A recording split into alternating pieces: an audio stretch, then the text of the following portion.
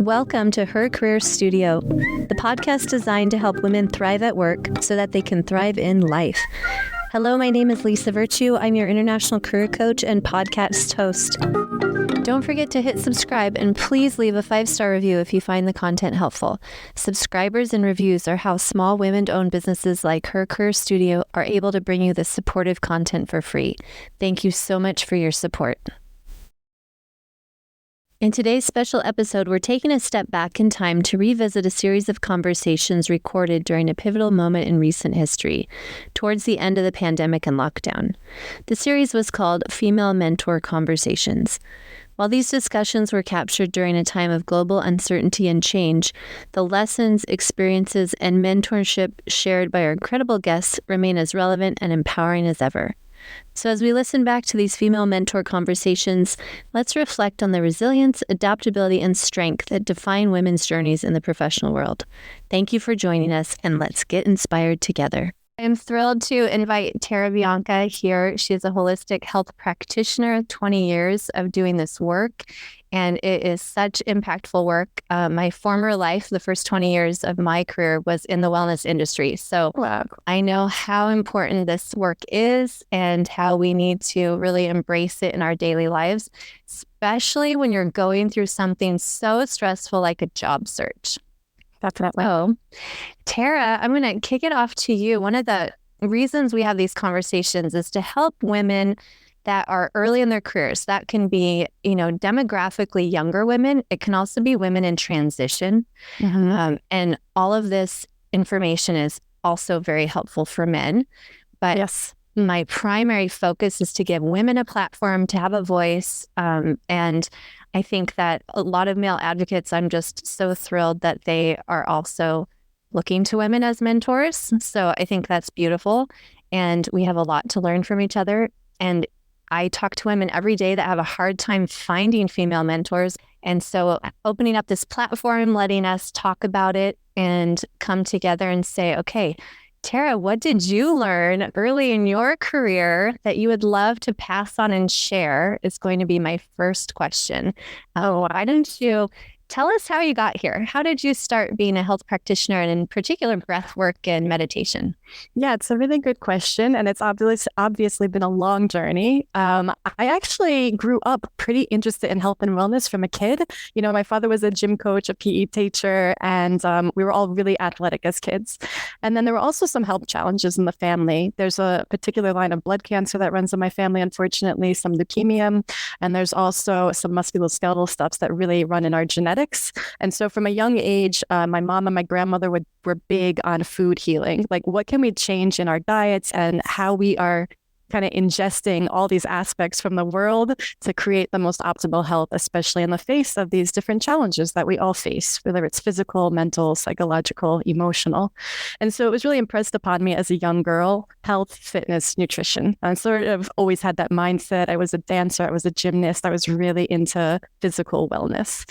And then when I was about 16, I had my first bout of my first kind of health crisis. I really started to develop horrible digestive issues, which are such an epidemic now, obviously, and this was before we were really talking openly about the microbiome and all these different things that we can do for gut health. It wasn't in the forefront of anyone's brain. Doctors didn't know what to do with me. And I was sort of developing almost like a certain level of autoimmune type symptoms where it was becoming very debilitating very quickly. And so I definitely had some challenges with our modern medical system. It wasn't serving me the way that I had hoped it would and how I had counted on it doing. And so that's really was the initial driver from that age of 16 that drove me into, I need to find answers for myself and really getting more into holistic health.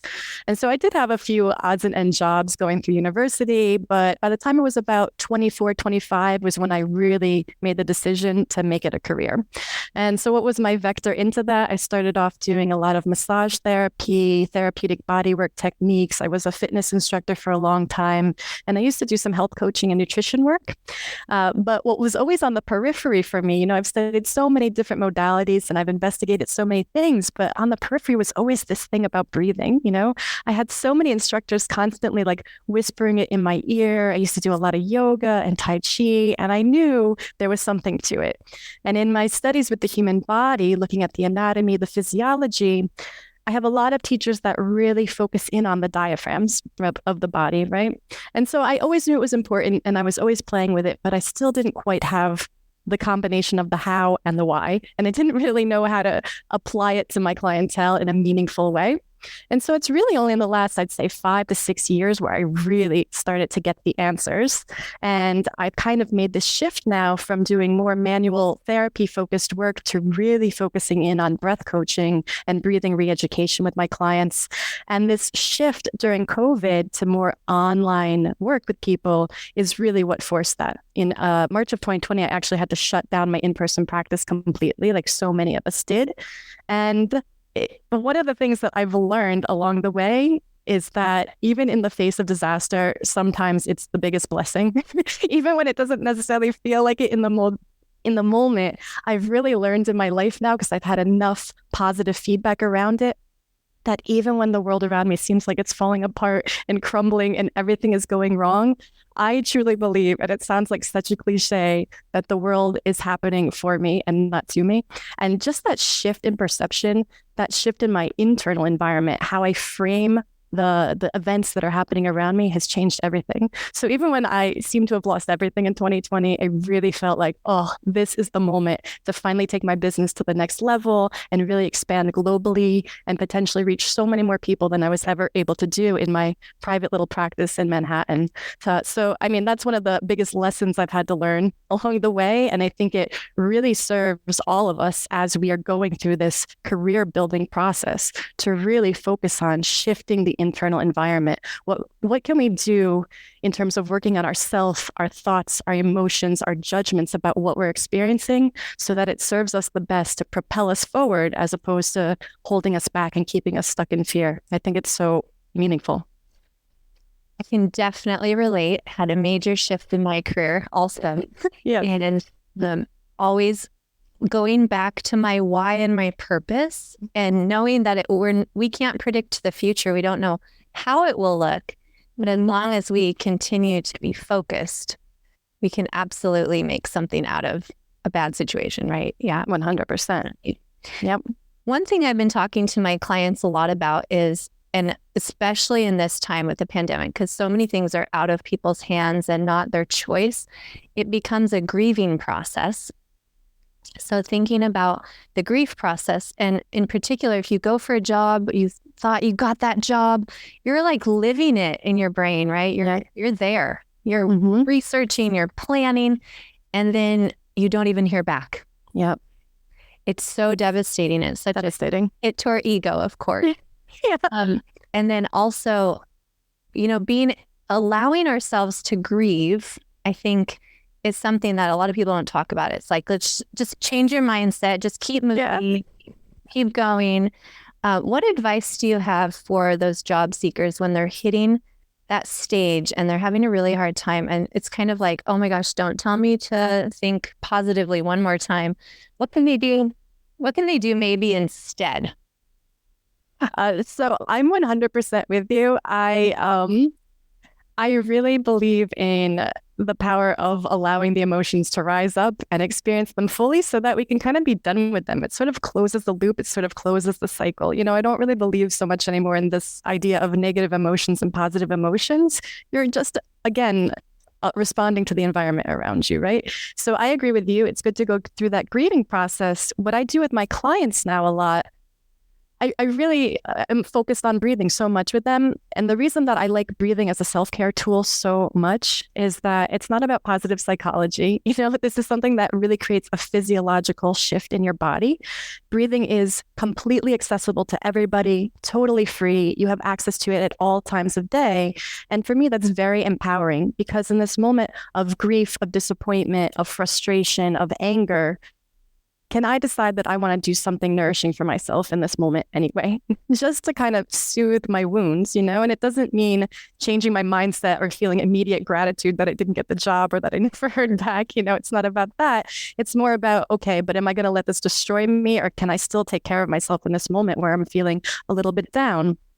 So I think that's really the most important thing, is kind of cultivating a little bit more awareness, like, okay, it's okay that I'm feeling this way. I'm going to allow myself to feel this, but also I don't want to feel this way forever. What are some tools that I can access on my own that I can use to sort of self-soothe, I think is the way to go about it. Fantastic. So one thing I heard as kind of a mentorship point that you made was really focusing on that internal work throughout your career. Can you expand on that a little bit? Is there any story you want to share with women out there? Maybe there's gender bias or something you experienced as a major shift and what you learned from that with your career? Sure. I mean, in terms of gender bias, it's so interesting, actually, Lisa. I think I'm unusual, and I'll probably be unusual as one of your guests that comes on, but maybe we can talk about it a little bit just to offer up another side of the story. Maybe you know from your background in holistic wellness, but still, even though there's a lot of men in this particular workforce, holistic health is still overwhelmingly a female-dominant profession. And all of those careers, massage therapy, therapeutic body work, health coaching, nutritionists, yes, there are men, but the bias actually works in our favor in this particular industry. In terms of if you don't want to work for yourself, if you're looking to be hired, there's actually a lot of preference for female therapists, female nutritionists, female fitness instructors. And I think that is because, one way or the other, females still, I think in the sort of more mainstream societal viewpoint, we think of females as naturally more nurturing and more nourishing people, and so overwhelmingly the consumers want to experience a female therapist. Females would prefer a female and males would prefer a female. There's something about that particular gender dynamic that really happens to work in my favor in this particular industry. So I know that's not the answer you were looking for, but I was thinking about this question a little bit last night because I know this is important as a part of our female mentorship program. And so what's interesting to me is that in the health and wellness arena is that still, though, when you start to ask, okay, well, who are the big gurus in this space? Who are the big mentors in this space? Who are the most famous teachers? Who have the trademarked modalities, the trademark techniques? Who are really capitalizing on this work? And it's always a man, always across the board. And I always liken this to something like, at home, I think still more females do some of the domestic work, including cooking. But if you look at who the most famous chefs are, they're always males, right? And so this is also happening in the health and wellness industry, where somehow that male figure is still able to capitalize more on all this information that we're all using and disseminating daily to our clients. And so it's interesting to me because whenever you're then in the minority or whenever you're in more of a sort of marginalized demographic, the hard part is always, well, I don't have someone to model, right? There's no one up above me who represents my values exactly, who looks like me exactly, who has my particular perspective on life. So how am I ever going to get there? And, it took a lot of coaching on my part too. I've had coaches throughout my career and I've had to do a lot of the work, which is such a horrible and meaningful statement to say, but it really does require a lot of internal discipline to face these self-limiting beliefs that you have, really come to grips with, why do I have this belief? Where is it coming from? Did I generate it myself? Did society put this on me? Really kind of trying to get back to the root source of why do I believe what I believe? And now that I have some awareness of where this came from, can I shift it? Do I need to hold on to this anymore? Or am I limiting my perspective so much that I'm not even seeing that there are role models who look like me, who are females in the space, who are doing amazing things? And am I able to then follow that path as opposed to focusing on this path that doesn't seem to suit me and keeps me small and keeps me in fear and prevents me from even trying because I'm like, oh, well, clearly this is just a male dominant game. How am I ever going to get ahead? So I think it's really trying to take a more open visual perspective. I think a lot of times, our beliefs shape so much what information we'll even take in with our senses. And so it's more about, can I stay a little bit more open as opposed to allowing myself to only see these things and get frustrated when I only see those things and keep perpetuating this myth that only men get ahead, only men are leaders in this space? Can I start to see, well, no, that can't be true, and really seek out other alternatives? Who can I model? Because I want to take this to the next level, and what I'm seeing right now is not working for me. So I think really seeking out for yourself, doing more research. Who can I model? Which path can I follow to help me get to that next level? I don't know if that's helpful, but... Wow, that's fantastic. And you hit on such a nerve right now with the fact that the workforce, the pandemic lockdown and the way that the workforce was affected.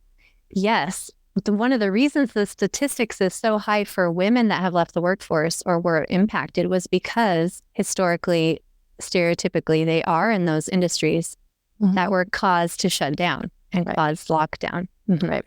And I love what you're talking about as far as the modeling and who do you see in the space that represents you. We know that with every marginalized group that is so important.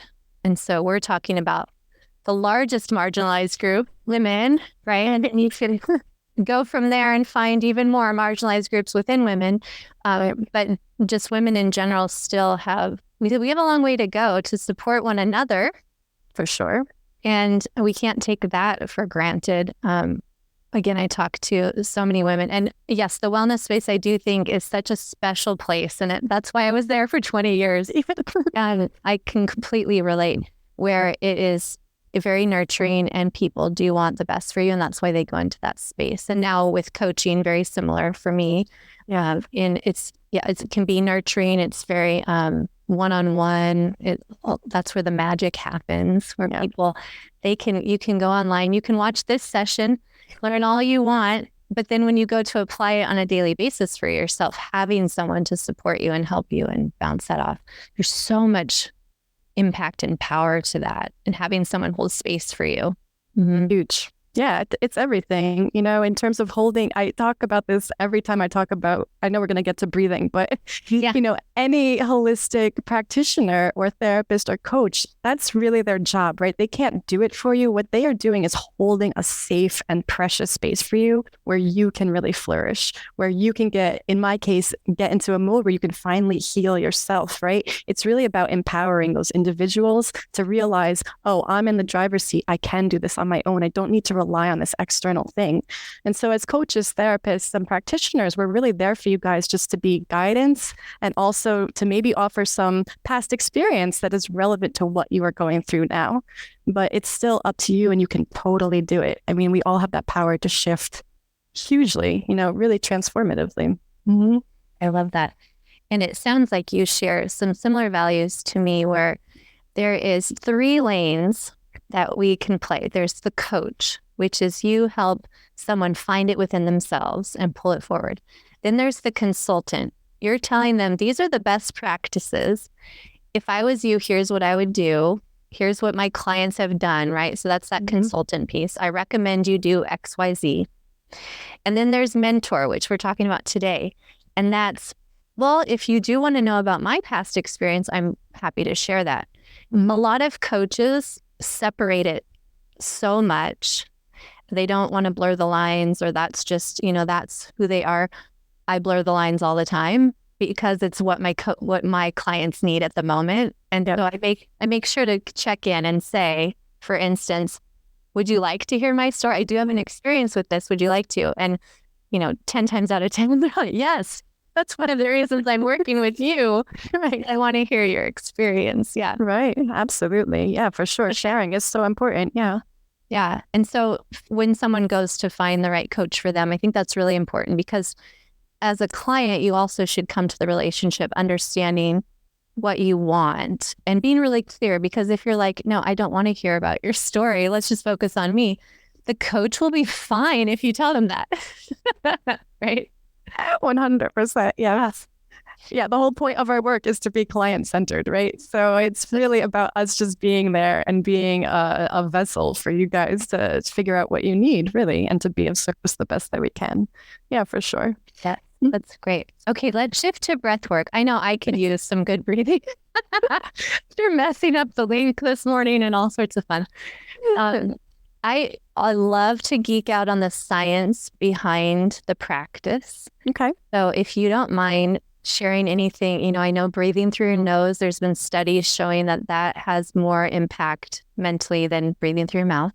But if there's any examples like that or shares you have as far as the science, so kick off. I'm going to hand it over to you, and why don't you just lead us through it? Okay, so when I am first introducing people to breathing, I actually think the easiest route in is by talking about the nervous system. And I think this is going to be most relevant for you guys who are really concerned about managing your anxiety and your stress during the process of searching for a job, because anxiety and stress is a condition of our nervous system. And we are going to learn how to use our breathing to help to start to control the nervous system response so that we can better manage the stress and anxiety we're feeling. So when I'm teaching my students about breathing, I always say, okay, guys, as we are conditioning the breathing, what we're really doing is conditioning the nervous system. And related to what I was speaking to you about in the beginning, Lisa, I like to say that the condition of your nervous system at any given moment during the day really shapes and determines the perception of the world around you, of your environment around you, of the people around you. So this is really tied into what we were speaking about earlier about the internal environment and controlling your internal environment.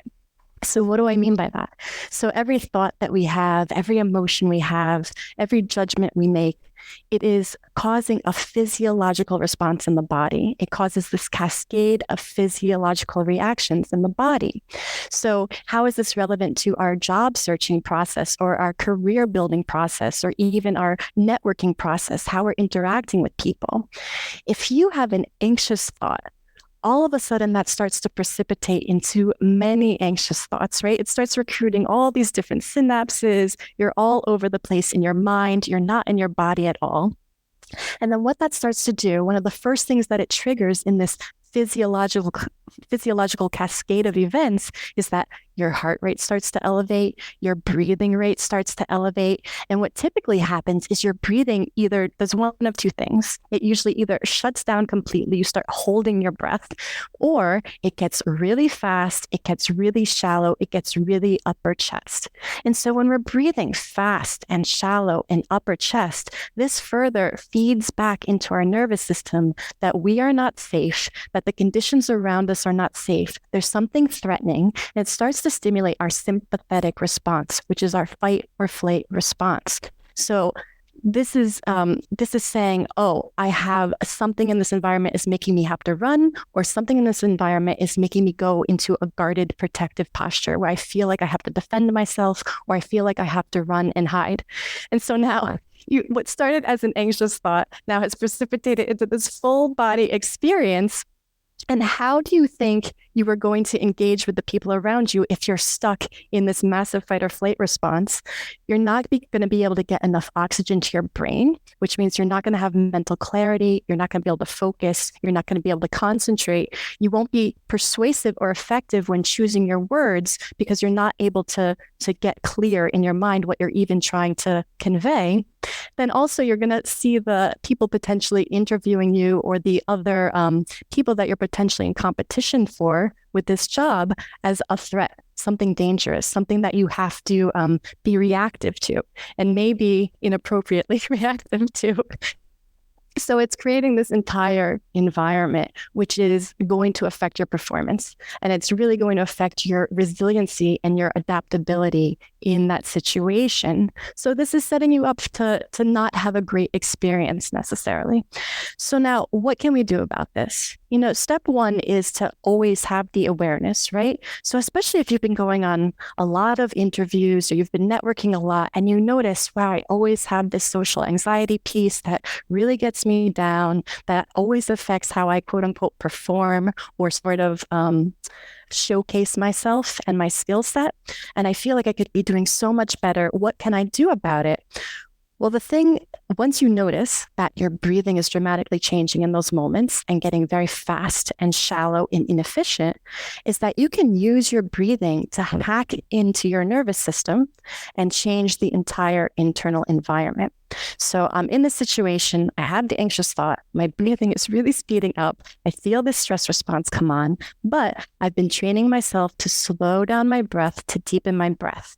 And so if you are taking slow, deep, full diaphragmatic breaths, it's literally impossible to maintain this crazy, anxious, hyper-facilitated, stressful state because they're incompatible. Slow, deep breathing immediately starts to stimulate what we call your parasympathetic response. That's your rest and digest.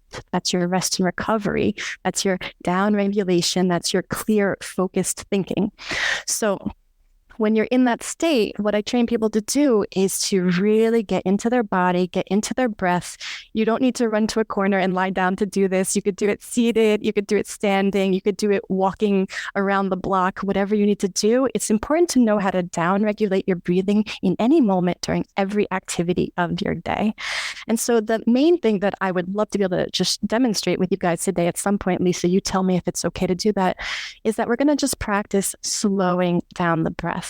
And because we have limited time today, the first cadence that I love to give people is what we call a slightly extended exhale cadence. So we're going to practice breathing in for a count of 4 and out for a count of 6. So getting to the science of that a little bit more so people really understand what's happening is that when we slightly extend our exhale, the exhale is more associated with stimulating the parasympathetic response in the body. So when you inhale, that's naturally stimulating a little bit more of a sympathetic response.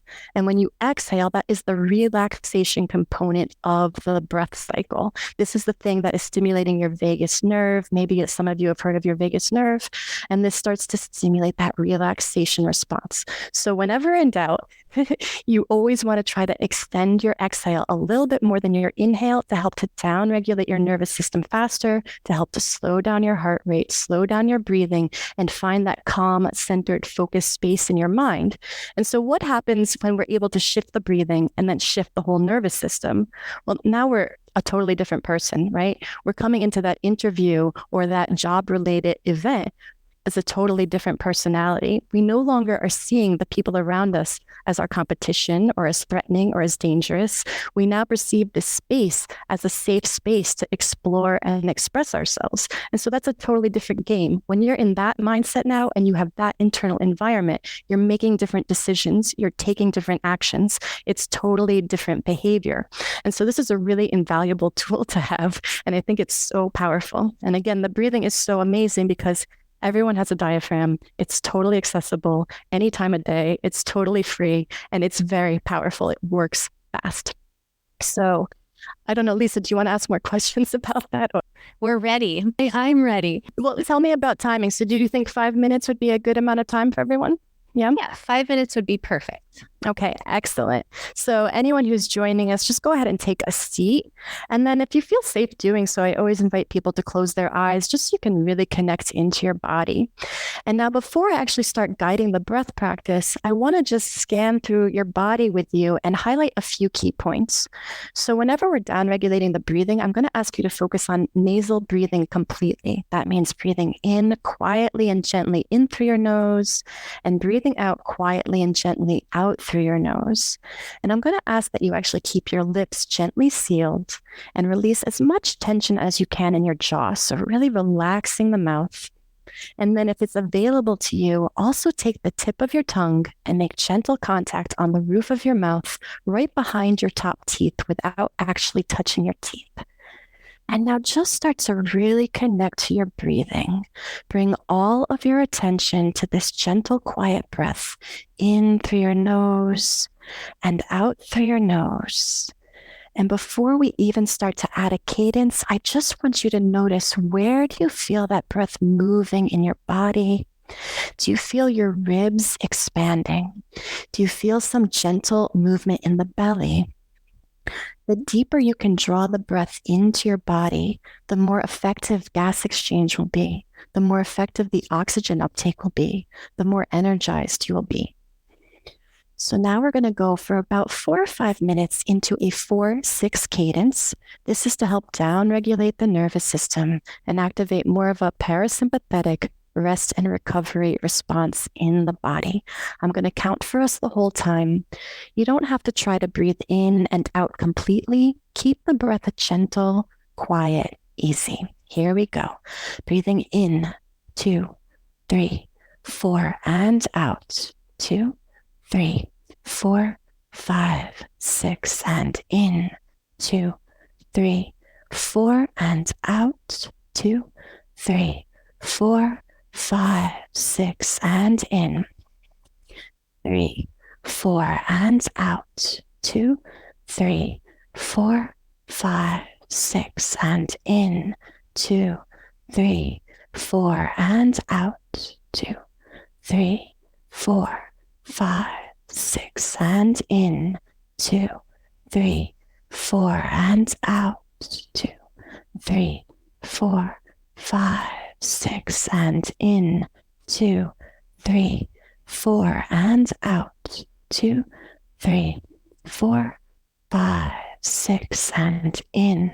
2, 3, 4, and out. 2, 3, 4, 5, 6, and in.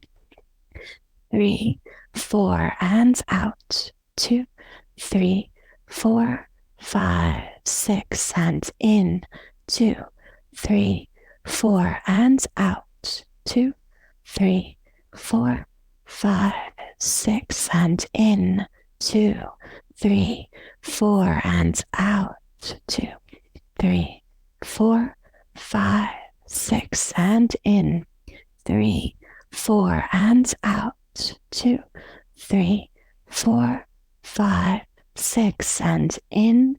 2, 3, 4, and out. 2, 3, 4, 5, 6, and in. 2, 3, 4, and out. 2, 3, 4, 5, 6, and in. 2, 3, 4, and out. 2, 3, 4, 5, 6, and in. 2, 3, 4, and out. 2, 3, 4, 5, 6, and in. 3, 4, and out. 2, 3, 4, 5, 6, and in. 2, 3, 4, and out. 2, 3, 4, 5, 6, and in. 2, 3, 4, and out. 2, 3, 4, 5, 6, and in. 2, 3, 4, and out. 2, 3, 4, 5, 6. Last time. In. 2, 3, 4, and out. 2, 3, 4, 5, 6. Good. Good. And then just pausing for a moment and just noticing what you feel. And I think the most powerful thing with breathing is seeing that even in 4 or 5 minutes, how much did my internal environment change? Do I feel calmer? Do I feel a little bit more mentally clear? In this case, you might even feel sleepy. If you're stuck in a stress response all the time and you never come down from it, this might actually knock you out a little bit. And it's actually a very nice breathing cadence for preparing for sleep as well. But Lisa, feel free to jump in. Love it. I definitely feel more focused. Great. Yeah. I think the main takeaway is that it doesn't take a lot of time. You know, people are afraid to take on new practices, new habits, because it's another thing to add to the to-do list. And it's like, oh my God, yeah, I know I just need 5 minutes to do it, but I need 5 minutes to do about 5,000 things, right? So usually when I teach people breathing, I like to incorporate it as much as possible into their daily activities. So while you're driving, while you're sitting at your computer, working on your resume or job hunting, can you just have a little bit more awareness? Drop into your body once in a while and just take 2, 3, 4 minutes. And even when your eyes are engaged in something mentally, can I still think about what my breathing is doing? Can I still have some control over what's going on with my nervous system? Because again, it's going to shift your perception. It's also going to keep this visual field, this field of perception more open, which is always good. You want to be able to take in unanticipated outcomes, unanticipated options that might show up and crop up in your world. Oh, beautiful. So, Tara, do you want to talk about how can people get a hold of you if breathwork is on their mind? I do a lot of free educational tutorials and also free guided breath sessions on my YouTube channel. So you can check that out at that link, youtube.com/BeLateTT. And then my main website, I have a lot of freebies there and a lot of different offerings. You can always check that out as well. Wonderful. Yes. 3 T's. Because my full company's name is Be Light Transformative Therapy. Everyone asks why 3 T's, and that is why. So talking about mentorship, I would say that a lesson that I learned is pick an appropriate URL when you're deciding to start your business. Because I do have a tricky time articulating this one for people, but I'm kind of in it and committed to it at this point. I completely hear you. I totally understand.